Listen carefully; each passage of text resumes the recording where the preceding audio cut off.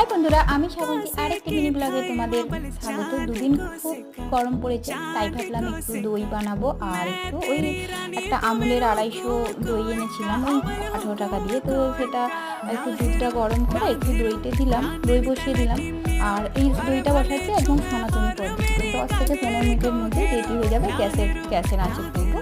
আর বাকি দইটা কী করবো তাই ভাবলাম মা ছেলে মিলে দুজনে লস্যি বানিয়ে খাবো। এই যে এখানে দইটা বসিয়ে দিয়েছি। আর বাকি দইটা কী করলাম, ভালো করে ফেটিয়ে নিয়ে, এটা ভালো করে আগেই ফেটিয়েছিলাম আর একটু ফেটিয়ে নিলাম। তো একটু নুন দিলাম, আমার কাছে যে বিট নুন নেই, আপনারা থাকলে বিট নুন আর সাদা নুন দুটো পাইল করে দেবেন। আচ্ছা, চিনিটা দেওয়া স্বাদ মতো, আর একটু ঠান্ডা জল আর বরফের কিউব এই দিয়ে ভালো করে গুলে, আর একটু সর তুলে রেখেছিলাম ওপর থেকে, দইয়ের যে সরটা সেটা তুলে রেখেছিলাম। এই যে একদম রেডি হয়ে গেল আমাদের লস্যি।